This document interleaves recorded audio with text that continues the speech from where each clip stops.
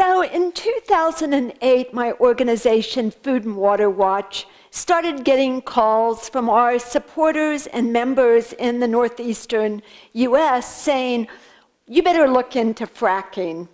Took us a little while to start looking into fracking, but when we did, we realized it was very dangerous and probably couldn't be regulated.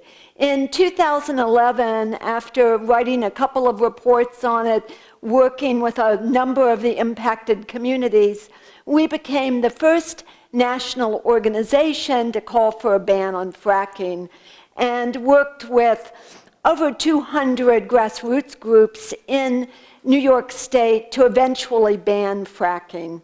So it was during this period that I started doing some of the research on this book, and I'll tell you what drove me to it.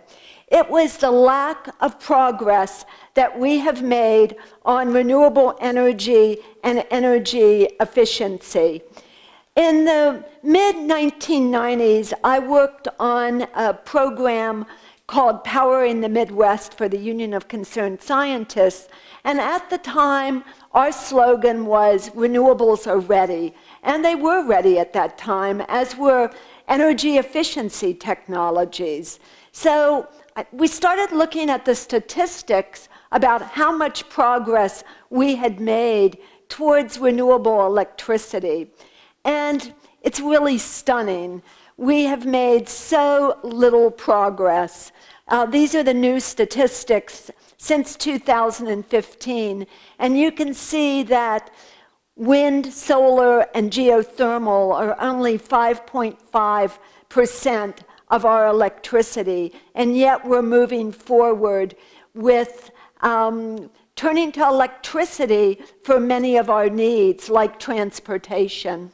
So I decided to really go back and do a study of how the industry had actually been able to turn the tide against renewables. But before we go there, I want to talk a little bit about what fracking is, because I know you suffer from a lot of the infrastructure in this part of the country, but you don't actually have fracking. So although many of you probably know what it is, let me start with a short description. It's a science fiction-like process where large quantities of water, chemicals, and very fine sand are sent deep underground by very high pressure. Basically what happens is that a well is drilled a mile or even 2 miles under the ground, and then a tunnel is drilled horizontally, sometimes as far, and then over a period of multiple stages, the fracking takes place. And you can imagine that lots of things can happen underground that we're not aware of, and often the casing of the well goes bad. One of the major problems with fracking are the large quantities of water. So on average, 1.7 million gallons to 13 million gallons a well in places like Texas, 50 times more than conventional drilling. And what happens with all that water and chemicals? It surges back out of the well. So we have about 10.5 billion gallons of wastewater to deal with. And of course, the water is a big problem. This is a fracking site in Pennsylvania. You can see the waste pit where the fracking wastewater sometimes ends up.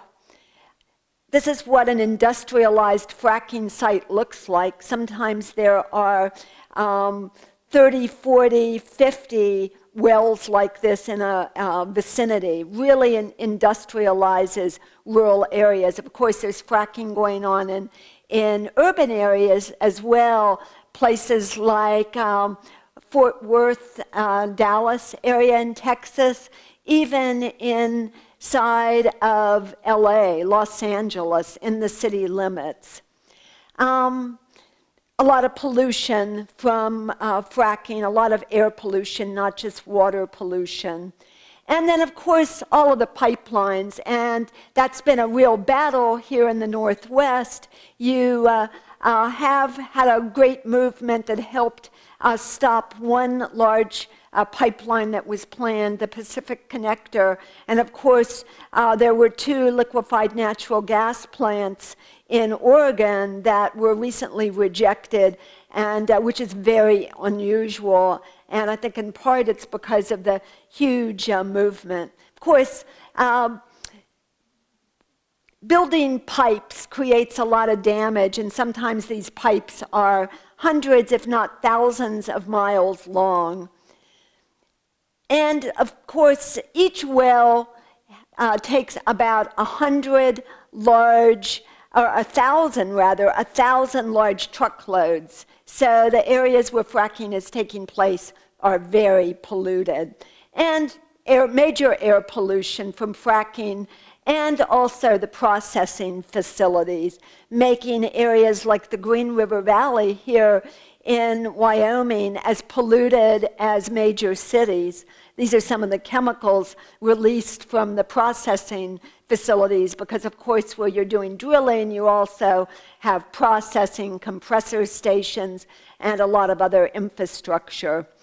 One of the major problems with fracking, and I want to say that since 2012, most fracking, 80% of fracking has been for oil, but of course we hear that fracking is supposed to be for natural gas, which is a bridge fuel.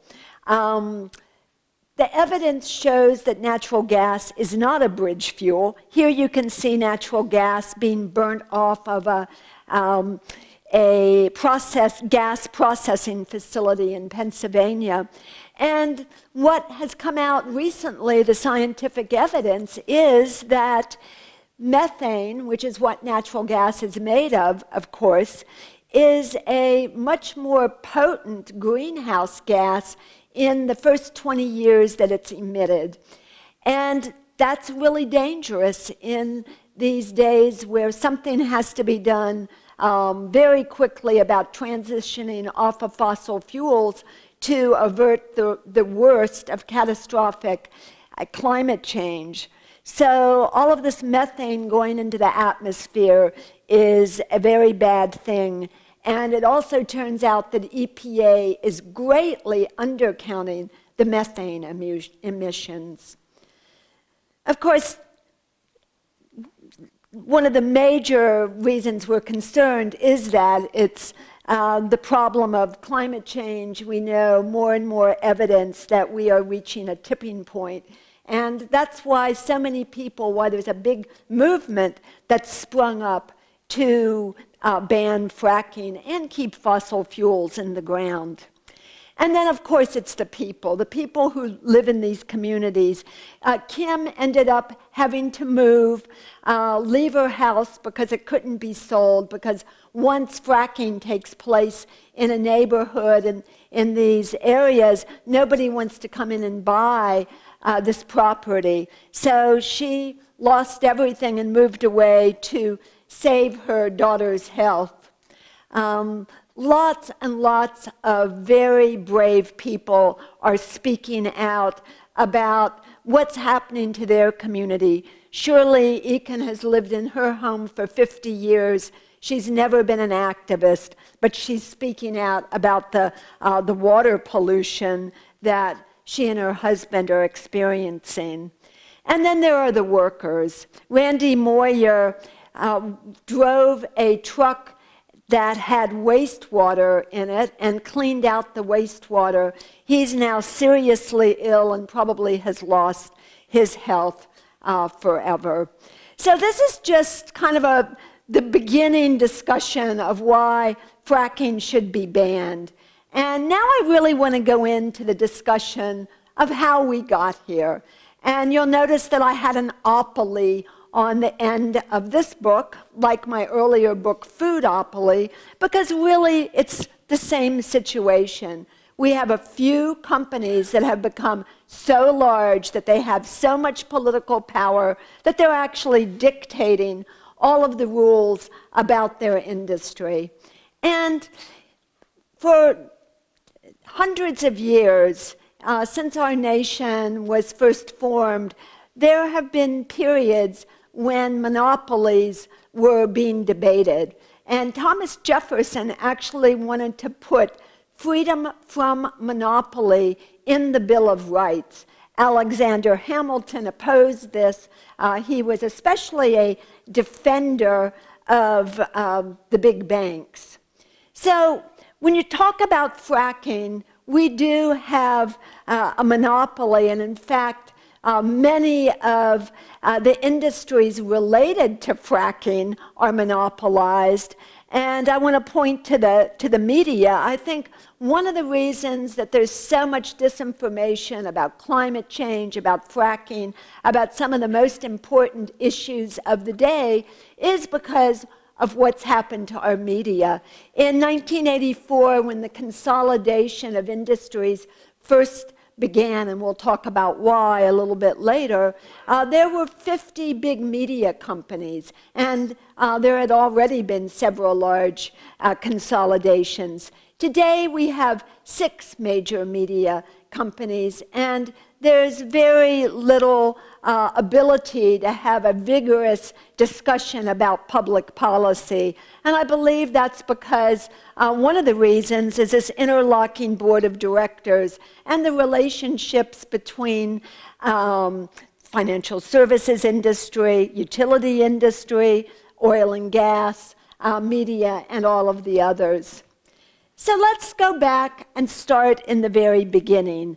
Many of you probably remember from history class J.D. Rockefeller, one of the robber barons. We learned that he rolled up the oil and gas industry by 1890, and that when Teddy Roosevelt came into office, that he took action against Standard Oil. In fact, there was a lot of muckraking in the years after the turn of the 20th century.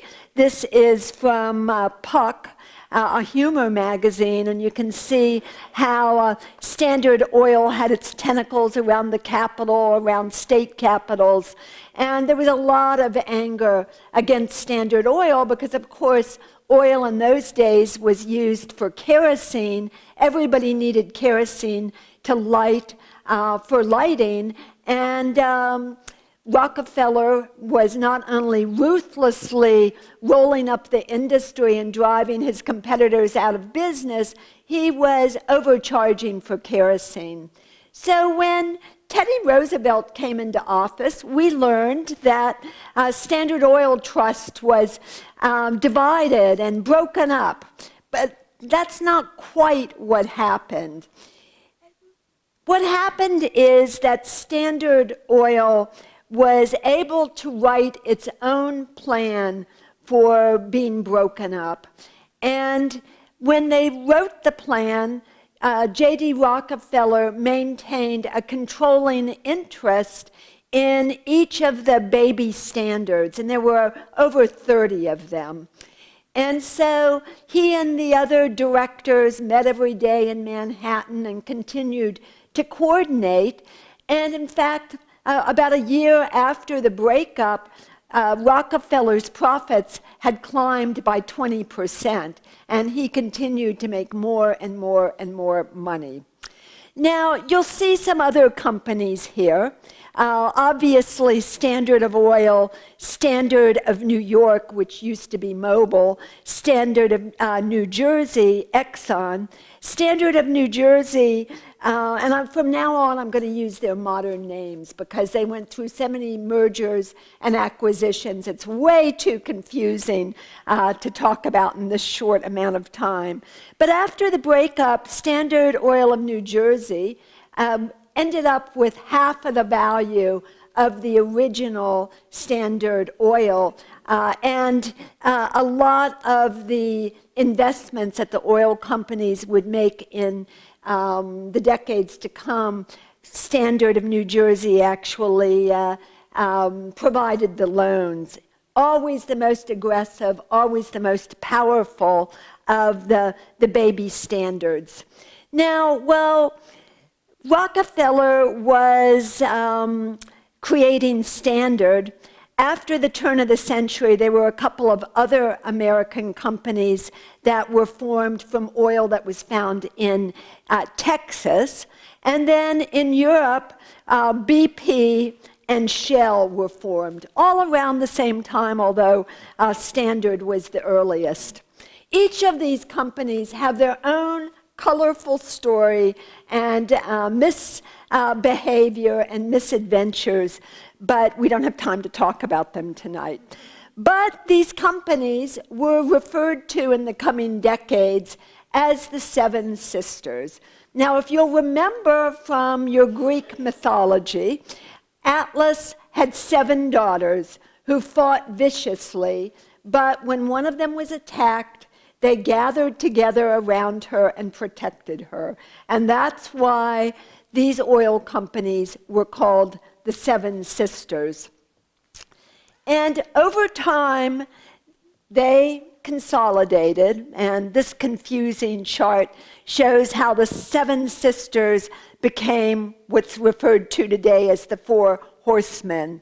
And these companies are among the 10 largest frackers today.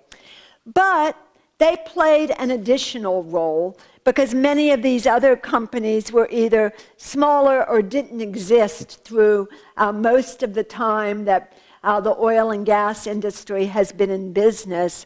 And the American sisters are the ones that had such an impact through the decades on public policy and continue to today. And that's what we're going to discuss tonight. So their impact began very early.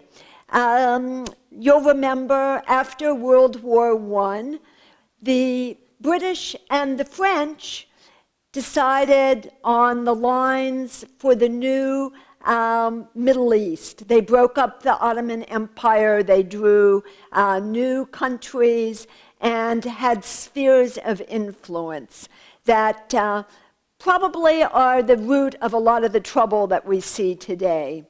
Now, Britain and France at that time did know that oil was going to become even more valuable in the future, and the US wasn't in on that first discussion, but very soon the US was getting involved, and the American and European oil companies definitely wanted to benefit from oil in the Middle East. So in 1928, when oil was discovered in Iraq, the giant oil companies got together, a couple of the smaller companies come, and they decided to discuss how this new oil was going to impact production. They were very concerned about production, overproduction. They were all monopolists, and so they started coming up with rules about how they would fix prices and cut production. Now, the 3 biggest companies met shortly after this. They met at a castle in Scotland, and this was in 1928. So we have the head of Exxon, the head of BP, and the head of Shell. And they met and decided on a set of principles that they would use going forward to do what they had discussed with their brethren a little bit earlier in the year. It was basically a set of principles for fixing prices and how they would deal with each other. And one of the things they had decided in their original meeting was that no one company would ever get to go to the Middle East and develop oil. They would always work jointly in concessions, and this was a way to watch each other so that they wouldn't overproduce. And this held until World War II, and afterwards they had other ways of fixing prices. So while the oil industry was being monopolized, the utility industry was having its own drama. And you may remember Samuel Insull. He was one of the people who worked with Thomas Edison on creating the modern electric system. He was also a scoundrel. He lived in Chicago, and he figured out a way to control a lot of different electric and gas utilities under a holding company structure. Now, a holding company is much like the trust that Rockefeller used, only that it had a new name, a holding company. Today we call them multinational corporations, but they've gone through this kind of evolution of names. So what Insull did is he had all of these different utilities, 5,030 states, and the holding company kind of milked profits out of each of the utilities from the bottom up, charging fees, just bilking consumers, basically. But that wasn't enough. He also set up a number of investment companies, and the investment companies sold stock over and over and over again, the same stock in these utilities. So this was some of the bad behavior that went on in the roaring 20s that led to the crash in 1929. His empire crashed, and he actually fled to Europe because he was indicted, much like Ken Lay or Aubrey McClendon, if you've followed the modern fracking industry. So you can imagine that this made a lot of people mad, especially since there were 600,000 investors who lost all of their money, and all of the people in those communities that then didn't have utility services. So when the Roosevelt administration came along, obviously there were a lot of reforms, including reforms on financial services, the creation of the Securities Exchange Commission, so that there would not be that kind of behavior with Insull selling the same stock over and over again. But one of the most controversial bills of the time was the Public Utility Holding Company Act, and basically it regulated utilities and made it so that it was against the law to get large and sprawling like Insull's empire was. Electric utilities were supposed to focus on providing electric service, having a contiguous service territory, not gambling with their ratepayers' money. You know, all pretty sensible stuff. This was such a controversial bill. There were 600 lobbyists in Washington. It was a 200-day battle, and it passed by one vote, and they kept natural gas out of it. But a few years later, in 1938, the consumer advocates, who were state-based and concerned that a lot of urban customers were still being ripped off by the natural gas industry, they came back and passed the Natural Gas Act. And the Natural Gas Act did a number of things that protected consumers, and if it had not been eliminated in the 1970s, we'll talk about that, we would probably not have fracking today. In fact, I'm pretty sure we wouldn't have fracking and a lot of the misbehavior today. What the Natural Gas Act did is it gave to this federal agency, the Federal Power Commission, the ability to regulate the price of gas because there had been such ripping off of consumers. And this Federal Power Commission looked at the cost of production and the transport of the gas, set a price, and then gave the companies a fair profit, which was between 1940 and 1965, 5.7 to 6.5%. Pretty good percentage, steady investment opportunity in those days. Now, of course, this really infuriated the gas industry. The electric industry was really angry about the Public Utility Holding Company Act. and they started working against it. But one of the things that happened is that World War II intervened.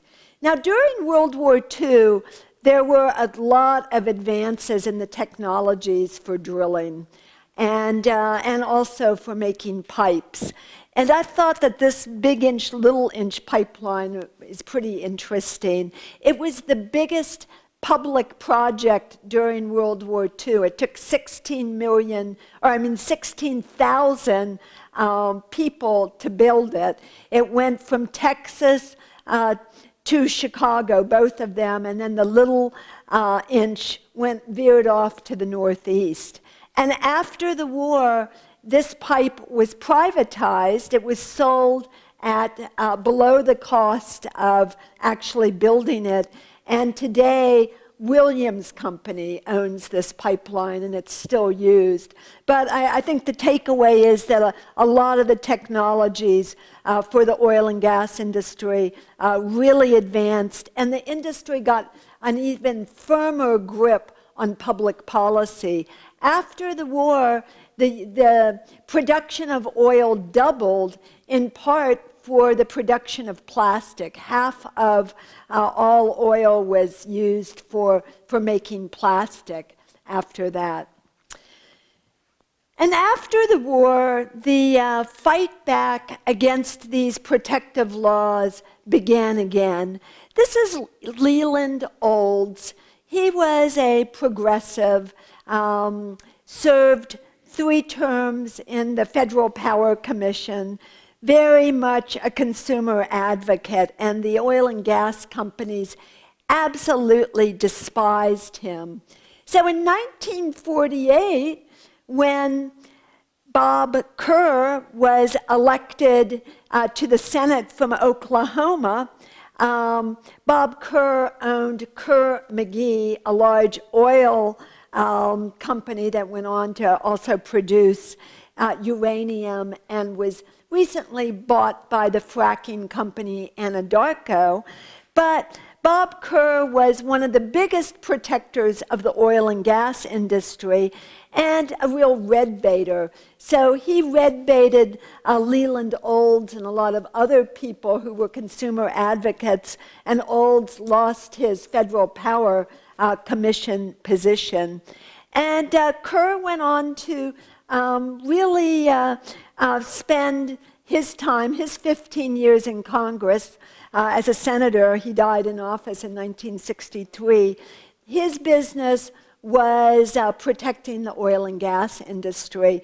And one of his favorite policies, because it benefited him personally, was the special tax break that the oil and gas company get for actually producing oil. It's a allowance for using up their oil reserves. So every time they drill for oil, and this is still a benefit today.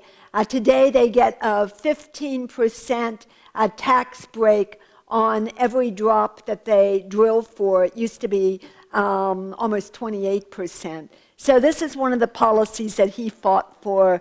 And these were the types of public policies that the oil and gas industry was able to get in the tax code. And once it's in the tax code, it's very difficult to get it out. Now, the other thing that was really going on in this period was the oil and gas industry, the American sisters, attempt to be exempted from antitrust law, or conspiring to be exempt from antitrust law. So they didn't have to meet in castles anymore. They had people like John J. McCloy, a Harvard-trained lawyer, who could defend them when they got in trouble. And McCloy is a very interesting character. I have to admit, I found him so interesting, I read a 1,000-page biography about him. I'd never heard of this man before, but talk about a scoundrel. He had started in the Roosevelt administration, Assistant Secretary of War, and served 9 presidents. He represents that kind of official who works for both parties, who maintains some official role. And he played a pretty bad role in public policy. When he was at the War Department, he's one of the people who made the decision to intern the Japanese, to not take action against the German death camps. And then he was appointed by Truman to be the pro-consul of Germany after the war until a government could be set up. But all during this time, he also was an advisor to the Rockefeller family, their lawyer for a lot of business dealings. He also had a lot of other roles in public policy where he advocated for the oil and gas industry. He was the chairman of the Ford Foundation, on the board of the World Bank, on the Warren Commission, and all along, every time the oil and gas industry got into trouble or got into a debate with one of the countries in the Middle East, he was sent as a diplomat or on their behalf to help them get out of scraps. And often it was around antitrust. The companies wanted to be able to work together to keep the price that they paid the oil-producing nations low. And in fact, from the beginning, they paid about 10% of what the oil industry made in terms of profits. So, there was a lot of going back and forth. The the countries that owned the resources were very angry. And what he did is he made arrangements with several administrations to actually exempt the oil industry from antitrust laws. This began with the Kennedy administration, so that they could get together and decide on a price that they would offer to the nations that had the resources. And he actually got exemption letters beginning with the Kennedy administration all the way through the Carter administration. And after he retired, he was interviewed once, and he said his job was to keep the oil industry out of jail. So, and as I was saying earlier, Thomas Jefferson wasn't worried about consumer prices. He was worried about political power. And that's really what happened when the oil and gas industry was able to get so large and to continue consolidating. It just became way too powerful. So Frackopoly is full of villains like McCloy, but there are also a lot of heroes and heroines. And Senator Paul Douglas is one of those people who continued to investigate the monopoly infringement of the oil and gas industry. One of his hearings had 30,000 pages of testimony. And when you look through this documentation, you see all of the misbehavior of these companies and how they lied and strategized together. So by the 1970s, one of the ways that they were trying to weaken the law around natural gas and natural gas being regulated was called winter politics. And basically what they decided was that the members of Congress who were actually looking at the industry and trying to curtail their bad behavior, they would restrict natural gas shipments to that part of the country that were necessary for heating, and to punish them, and to begin to demand that deregulation take place so that they could basically make higher profits. And this was admitted in testimony in Congress. And at this point, even the New York Times in 1970 admitted that the gas shortage was artificially induced. Now, if you look it up on the internet, you'll see all of these sites that are trade associations for the gas industry, and they'll talk about how horrible regulation was because it was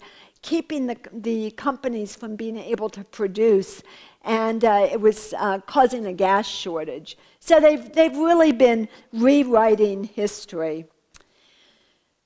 Then this was, of course, during the Nixon administration, who was put in office in part by oil and gas money. One of the chapters of Frackopoly begins with an executive from Pennzoil getting on a plane with a suitcase of $700,000 to deliver to the Nixon administration.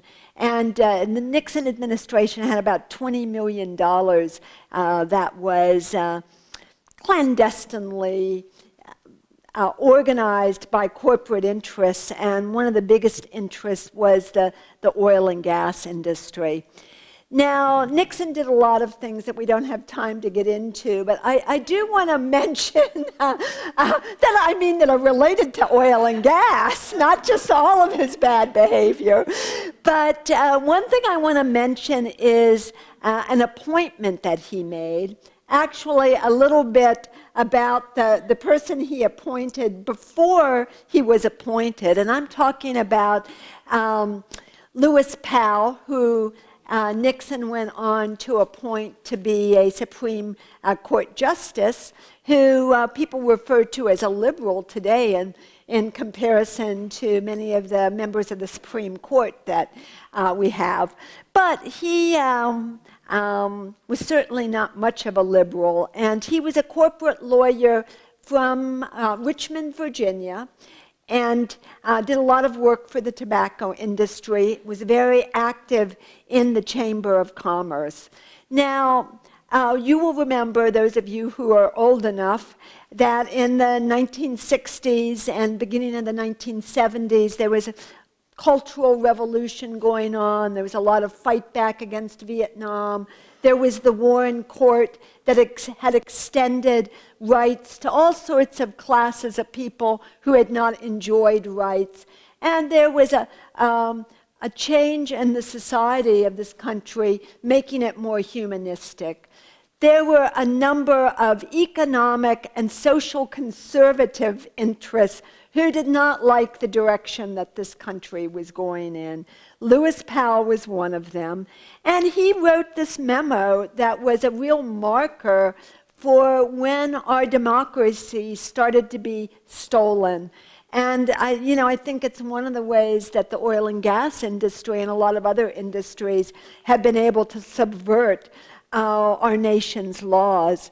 So he wrote this memo, sometimes called a manifesto. I mean, if you haven't heard about this, go home and Google the Powell memo and read it. It's very, very interesting. He lays out a plan for basically taking back the country from liberal interests. And he talks about how it's a long range, that it will take planning of a scale that a number of corporations or economic interests would have to engage in. He talks about how all of the institutions were supporting these liberal values. He meant faith, the media.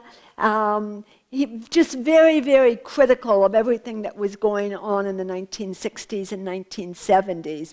And what Lewis Powell did beyond write this plan for really, I would say, subverting our democracy, he went out and helped organize money to put the plan into motion. So he raised money from the conservative right-wing Coors family in Colorado, from the Koch family, from the Mellon Scaife of the banking and Gulf oil family. And they started setting up hundreds of institutions, right-wing think tanks like the Heritage Foundation, Cato, many, many others, funding universities, a whole plan to basically change the values of the country. Powell also wrote the first decision that gave corporations the right to speech in elections. So really the first action that really set the course towards Citizens United. And this did indeed begin to change the country. And also at this time, Democrats started receiving campaign corporations too, or campaign contributions from corporations. So getting back to the story of oil and gas and how they began to be able to influence public policy, during the Carter era, a number of things happened besides the oil crisis. This is a picture of Carter signing a legislation to create the Department of Energy. So one of the things that Carter did was reorganize all of the energy functions in the federal government so that they would all be brought together under the Department of Energy.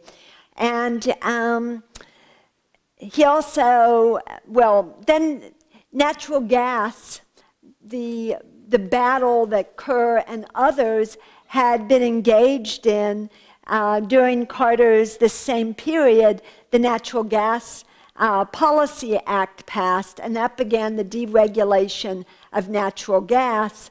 The Federal Power Commission was eliminated, and the Federal Energy Regulatory Commission was made an independent agency inside of the Department of Energy that Jimmy Carter had created.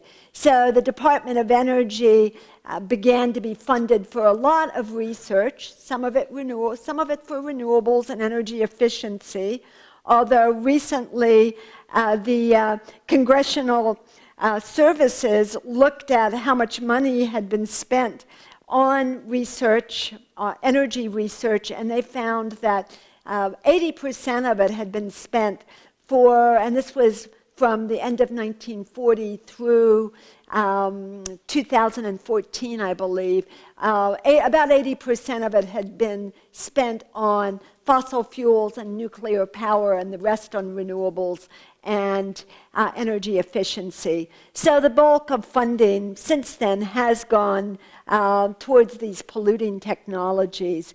And it was during the Carter administration that the research began for unconventional shale drilling, and a lot of the research for fracking began at that time.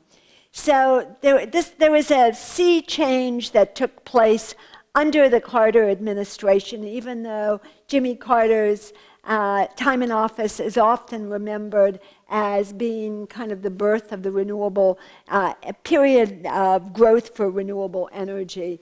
But it also was the beginning of fracking. And as I said, billions of dollars spent in government research for all sorts of technologies related to oil and gas. And this began in 1913, research, our tax dollars being spent for the industry. Just to give you an idea of, I mean, this is just a few of the technologies and other things that were developed that have led to fracking today. And these things in the smaller print are the more recent things related to fracking. And so what's happened since the time that natural gas was deregulated, and that basically meant that there no longer did the federal government set the price for interstate gas. Pipelines were no longer regulated in the same way. The Federal Energy Regulatory Commission was given authority to look at these projects. So what's happened since then? Between 1984 and 2014, we had more than 900,000 miles of pipelines built. And of course, today, as you know, many thousands of miles of pipelines are being funded. In fact, it's one of the things that really makes it a joke that natural gas is a bridge fuel, because the financial services industry is spending billions of dollars, loaning billions of dollars for this kind of infrastructure development. So we have a lot of pipelines, 2.5 million miles, and that is really just, we really don't know how many miles of pipelines, because the smaller gathering lines aren't regulated in most states, and these are continuing to be built as fracking is taking place. So we covered the Carter era, and now I want to really talk about what happened to our antitrust laws, because they were really eviscerated under the Reagan administration. And this has been forgotten. In fact, it was fairly hidden anyway, unless this is an issue that you particularly follow.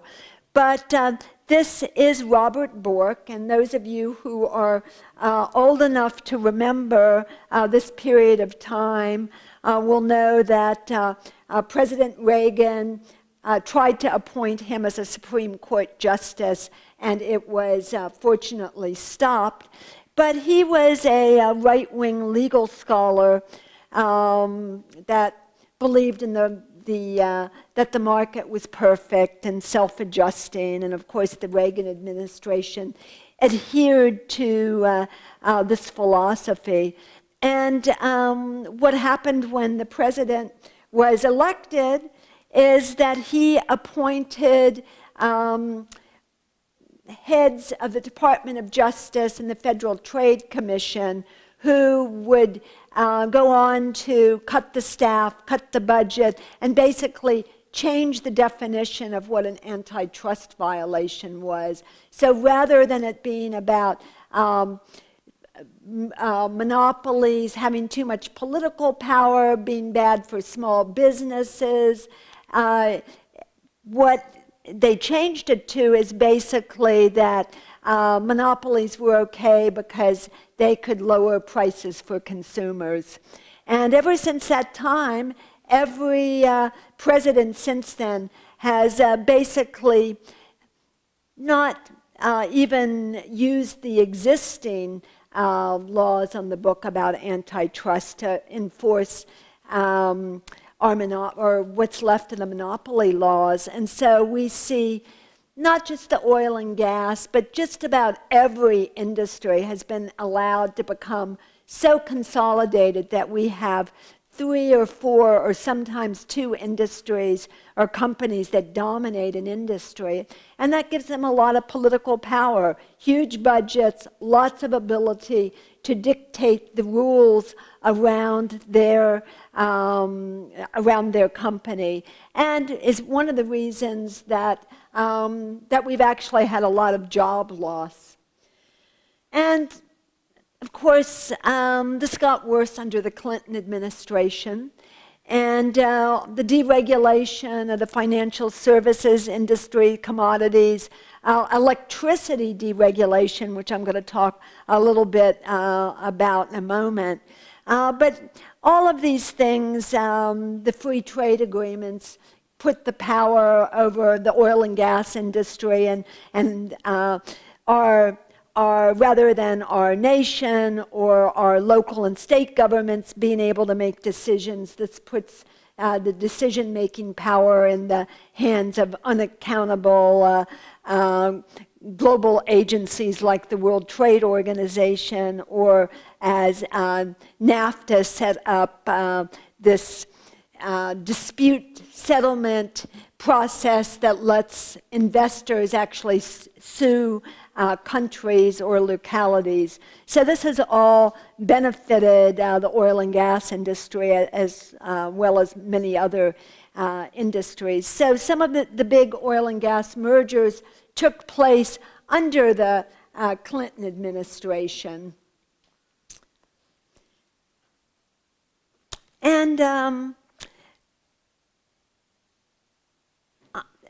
things got a lot worse under the Bush administration, of course. What we saw was that many of the changes around the electric industry that I mentioned with the Clinton slide began to happen when George Bush came into office. And what electricity deregulation basically did is it created a wholesale electric market for the power marketing industry, which allowed the natural gas companies to build natural gas-fired plants. And for the first time, gas was traded on the stock market. That began in the early 1990s. And it actually incentivized selling more and more and more energy rather than keeping energy from being misused. It set up this system that made the industry economically benefit from selling more energy. And we also saw some retail deregulation in some states, which caused many, many problems. And then under the Bush administration, we basically had the Energy Policy Act passed that began to benefit the oil and gas industry even more. So most people are familiar with the Halliburton loophole, which exempted the oil and gas industry from the Safe Drinking Water Act. And of course, there are more than 400 chemicals that can be used in the fracking process. The industry doesn't have to disclose what those chemicals are, but we know what a lot of them are because of testing that has been done. And the Public Utility Holding Company Act that I mentioned earlier, it was repealed, and that changed the way that the electric industry is structured. So today we have about 20 large electric utilities that produce more than 50% of the power in the country, and they are larger and larger companies, and they engage in all sorts of different businesses, and they adhere to the all of the above strategy. So some of them may have a little bit of renewables, but many of them are building gas-fired plants. And they also have a lot of political power in the states that they operate. And then the Federal Energy Regulatory Commission, which you probably are familiar with because if you've followed at all the infrastructure projects planned for Oregon and Washington, the pipes and liquefied natural gas plants, FERC is the agency that makes the decisions, and FERC's authority was greatly enhanced by the Policy Act of 2005. It was given the authority over one of our nation's most important laws, the National Environmental Policy Act, which requires that an environmental impact statement be done for big projects, big development projects, infrastructure projects. So FERC, an agency that basically does the business of the oil and gas and electric industry, now has the authority to oversee these environmental assessments. And it was also given the power to decide on infrastructure projects that are interstate. So that's why FERC has been making decisions about some of the infrastructure projects in the Northwest. And we were very surprised, although pleased to see FERC turn down the 2 LNG plants and the pipeline, the Pacific connector, because usually they just go ahead with all of these projects. And of course, those projects are being appealed. So with the Halliburton loophole, with these changes in policy, this really allowed fracking to take off in a major way. And it allowed people like Aubrey McClendon, who actually his great uncle was Bob Kerr, who I spoke about earlier from Oklahoma. And of course, McClendon died mysteriously recently, the day after he was indicted for antitrust violations. Of course, McClendon had been the CEO of Chesapeake, one of the big frackers. And basically the way he did his business was he was addicted to debt, borrowed millions of dollars, high interest loans, and gambled. He and his partner gambled on the stock market. They lost fortunes several times. Finally, activist stockholders kicked him out of his position as CEO of Chesapeake. But one of his business techniques was selling leases. So Chesapeake would drill, say there's great resources here, and then bundle those leases and sell them often to foreign companies. So he wasn't really in the business of drilling for natural gas as much as being in the business of gambling and making large sums of money and then losing them. But he typifies the kind of people who have been really prominent in the oil and gas industry all along. And unfortunately, the Obama administration has been very friendly to fracking and to the oil and gas industry, but especially gas, even though most fracking has been for oil. And you see here Heather Zeichel, who was she's in the corner over there. She was the person who developed Obama's 2008 platform and was his advisor on energy and climate change until about 3 years ago.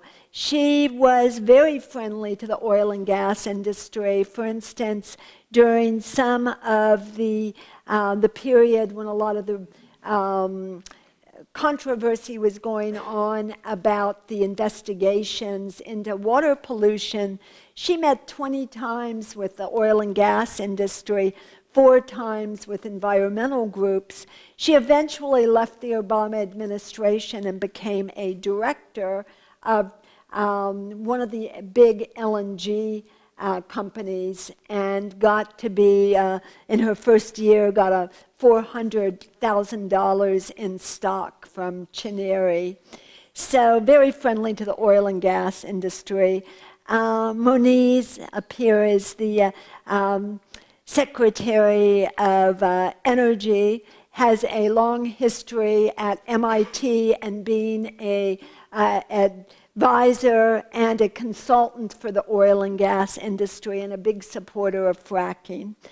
Gina McCarthy at EPA has been there during much of the controversy around a report that EPA was supposed to be doing on water pollution. We had high hopes for this report, but in the end they did not do the kind of research they had promised, and they wrote a report that didn't look at the fracking sites before fracking was going on, and then afterwards they were supposed to do prospective research and then see what happens after fracking has started. And of course, they use the industry's data. So they didn't do that kind of study, although they do have several instances of water pollution in this study.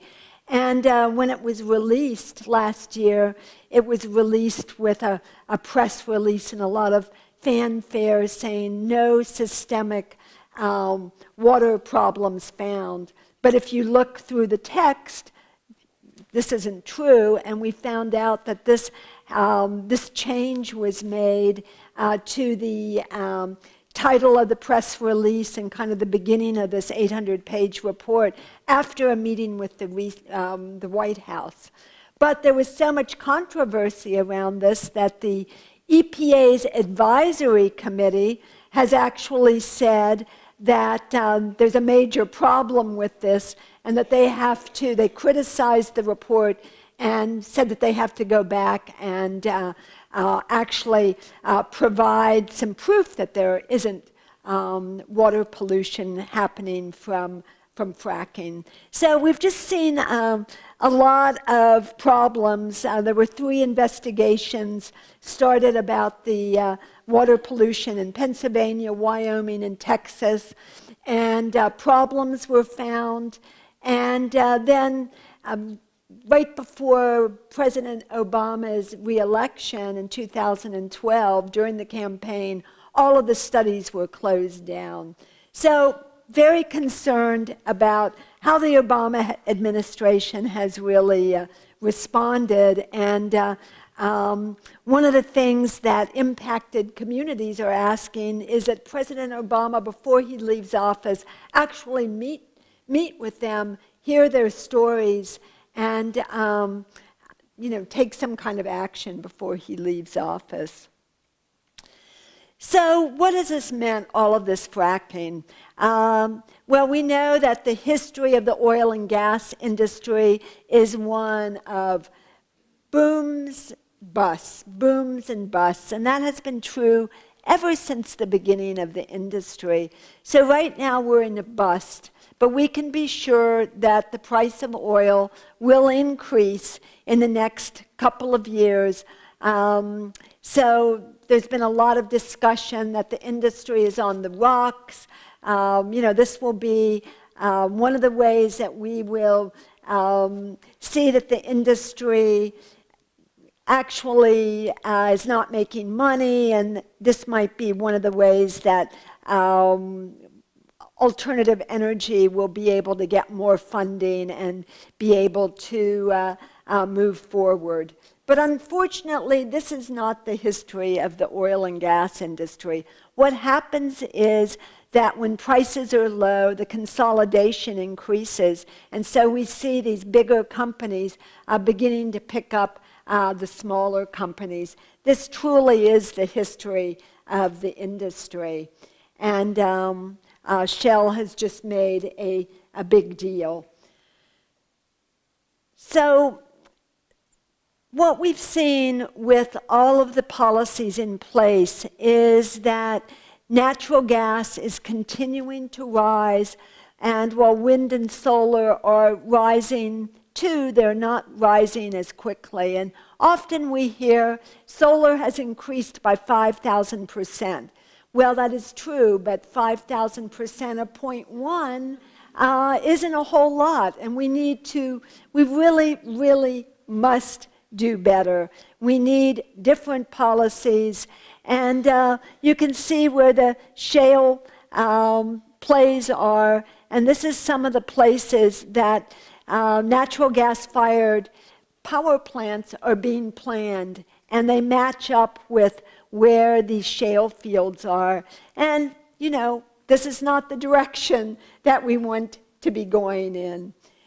And this is just really our energy mix. So we can see that coal is continuing to decline, and it will continue to decline because policies have been put in place to restrict coal. Nuclear is kind of on the same line, although we are beginning to see some nuclear plants that probably will close down. But natural gas is rising, and these are the newest statistics, 2015 statistics. For the first time, we see natural gas and coal at about the right, at the same place, 33%. So this is our work ahead of us, right, is that we really need to transition very quickly into renewables and keep fossil fuels in the ground. And it means that we have to fight for the policies that will actually push renewables. And there are a lot of things going on right now, like the Koch brother-funded attack on net metering. When people have solar on their roofs, they want to be able to sell the electricity back to their local utility, and this is one of the schemes that the oil and gas industry and the Koch brothers are funding, this scheme to start state by state, the states that have net metering, to try to get rid of it. And we need really, really strong renewable portfolio standards because, you know, since I worked on renewables in the 1990s, I've been hearing, I'm sure you've heard it, that the market is going to do this. And if the market was going to do it alone without policies, we would already be there, right? We'd already be in that renewable future. We have to start fighting for renewables now. And I'm pretty excited about the movement victories. And I think that it's amazing that when we first started working on fracking and calling for a ban on fracking in 2011, we were literally told, you know, this doesn't pass the laugh test. And we're seeing action all around the country. I mean, there are literally thousands of people working on all of these battles. And I think one of the things that's a real testament to the movement is today, more people are against fracking, recent polls have shown, than for fracking, when at one time there was a very high percentage of Americans in favor of fracking. And I think it's also amazing that in the Democratic nomination for the presidency, that fracking has become a major issue. I mean, that's a tribute to all of the people who are working on this issue and who are really saying that we have to keep fossil fuels in the ground. And there is a movement all over the country. In about 40 states, people are working. I mean, we have federal legislation to ban fracking on public lands, and now have 37 sponsors in the House.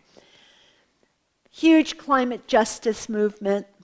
And we're very excited that July 24th in Philadelphia, there is going to be a march for a clean energy revolution. This is the day before the Democratic Convention, because of course in a number of states, we have Democratic governors who are in favor of fracking and in fact supporting policies for fracking. And we really need a change in the Democratic Party, both parties, but we're going to have this very large march for an energy revolution. And if anybody is on the East Coast, we would love for you to come. It's going to be very exciting, and we think there will be thousands of people there. So with that, I think that we will take some questions. Yes.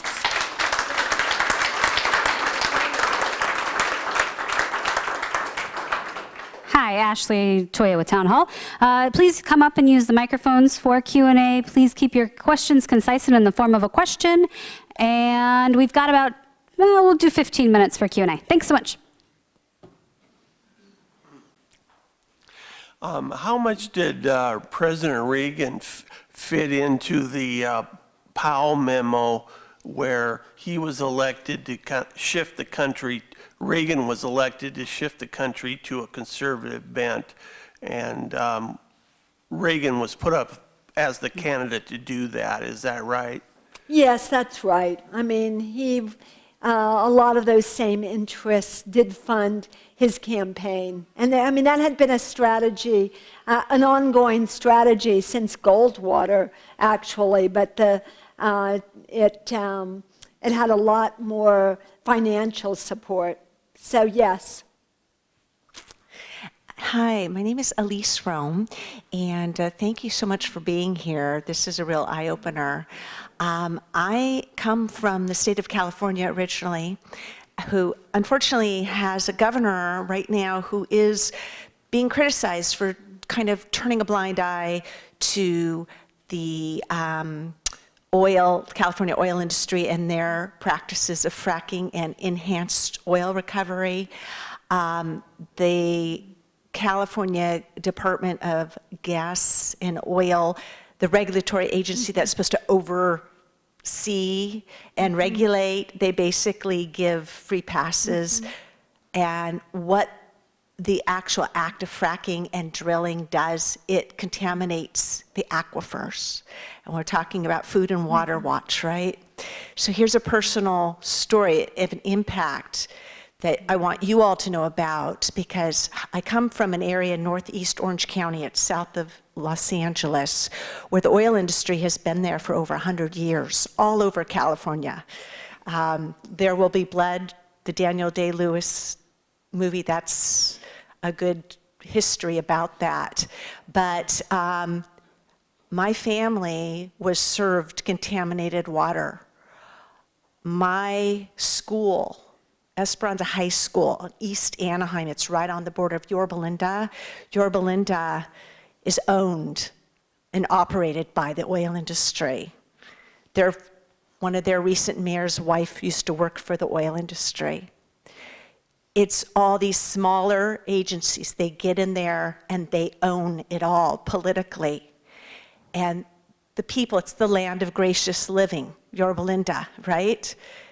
Richard Nixon's birthplace. So what we've discovered, we just put up a Facebook page for our alumni from our high school. We had no idea about any of this. Our homes were built on abandoned oil wells. We've now discovered a cancer cluster, not just cancers, but birth defects, babies born with breast lumps, multiple myeloma, terribly, lots of rare cancers. My father died in high school, when I was in high school, from colon cancer. So this is the real personal reason we're doing this, and what I thank you for your work and all of your partner organizations. It's a serious thing. When you have an aquifer contaminated, you can't clean it up. And so the oil industry, they see the writing on the wall, so now they're diversifying. So what they did was they formed these standalone companies that are now development companies. They own all this toxic land, and now they're developing houses. So all these years they've been murdering the residents, and now they're making more money off of these taxpayers, building houses on top of abandoned oil wells, which no one's regulating, nobody's seeing if they're leaking, creating more health effects. So this is why this is important that we get this word out. Thank you. Okay, any other question?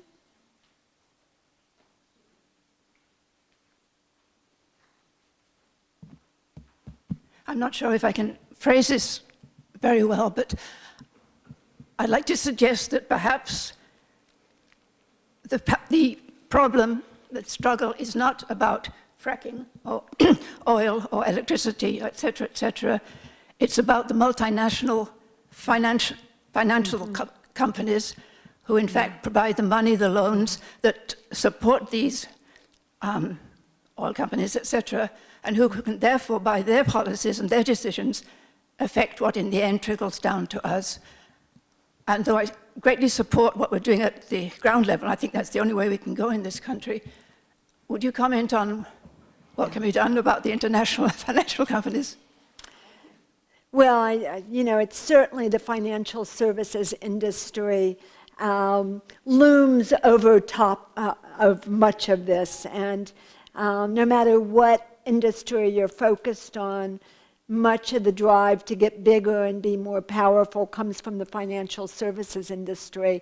And, they're very closely connected. In fact, Goldman Sachs now is the largest seller of the commodity of natural gas. So they not only trade, loan money, they're now actually own the commodity itself and are signing long-term contracts. So, obviously there has to be a reform of our economic system. We need to retool our economic system so it's not based on an oil economy, and so that we don't have, a handful of people at the top that profit from these unsustainable types of businesses. It's going to take a political revolution, right?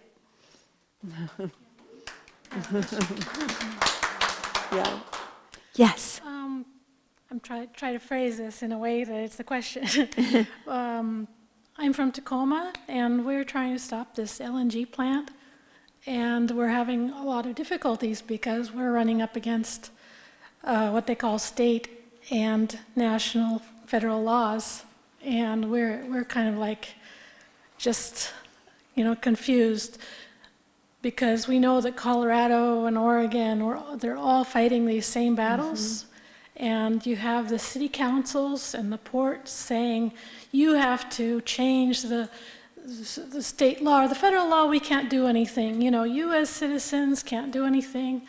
And I'd like to know your opinion, about how we can protect the water laws, because there are citizen laws, our rights that are being trampled upon in the name of, corporations that are usually not mentioned, But that is the Citizens United that we're fighting. It's all these things at once. And it's like we're, individuals that are trying to find ways. So what would you suggest? Well, what we find with infrastructure, and I mean pipes and the LNG plants, is if you get there early when the state and local permitting process is going on, and every state regulates their oil and gas industry, so the laws are different in every state. If you get there early in many states, and we were able to stop some infrastructure projects in New York, for instance, like Port Ambrose, which is a terminal, like the one that you're trying to fight, and a pipeline, because the state could do it. But if you get there later and the local approvals have been given and you're dependent on FERC, it's much, much more difficult to stop it. And in fact, what happened with Jordan Cove and Oregon LNG, it's very unusual that FERC rejected those. And Go to the EPA as well to national. Yeah, EPA doesn't have authority over these infrastructure projects. That's FERC. I think we're going to have to either eliminate FERC, which FERC's power really needs to be taken away. I mean, FERC is a recently created agency, and there is a movement to create a kind of a national coalition to take FERC's power of condemning land, eminent domain power, away from them, which would take an act of Congress. But what we're finding is in a lot of parts of the country, this isn't a left-right issue. This is a property rights issue. So it is possible that maybe in the not too far future, we might be able to build the political power to take that particular power away from FERC. Although I think, we need a complete reform of the Department of Energy. I mean, we need the Marshall Plan for renewable energy and energy efficiency, right? We don't need an agency that's focused on dirty energy. So it's part of all of these political changes that we're fighting for, and it is very difficult, admitted, to stop these infrastructure projects unless you can, unless there's state authority, and then finding who has the power at the state level. That's how we've been successful in places to, for instance, ban fracking in a state like New York. You have to see who has the power. In that case, it was the governor. And I don't know the law in Washington, but in our case, I think our strongest thing is that we have laws that we value, concerning the clean air and water, and also individual rights of people, and their farm and their land. right. So that's kind of something. Yeah. Well, best of luck in your fight, and let us know if we can be helpful. Okay, maybe one more question. Hi there. I might not have the exact facts straight, but I believe that the Rockefeller grandchildren are in charge of a very large endowment, and they're looking at divesting away from fossil fuels and into non-fossil fuels. So can you talk about that? Is that just window dressing that they're trying to put on? And do we see more of this type of divestment from fossil fuel and oil companies? And is there anything as 401k subscribers that we can do in order to try to pressure some more of this stuff? Because you tied a little bit the financial aspect to it. What can we do as individuals? And when I see these kind of New York Times headlines about these companies trying to divest, is that really happening, or is that just window dressing? Well, it is true. I think that one of the big Rockefeller foundations is divesting. I think they have not been in the oil business for a while. They've had some investments in it, but I think it's been fairly small. So I do think that's happening, although I do think many large foundations have, kind of been part of the status quo and have not wanted to really move as quickly as we should to renewables. I think there is a real divestment campaign going on, and some of these larger companies are divesting. I'm not convinced that will solve the problem. I think we're going to need to make major political changes, because when you can't leave the financial services industry in charge of something so important as our climate, right? So divestment might be a good thing, but this funding also goes to sometimes other things that aren't sustainable also. So I think it's 6 of one and a half dozen of another. And I do think there is a lot of pressure there from some larger investment funds to get out of oil and gas. Okay, thank you very much.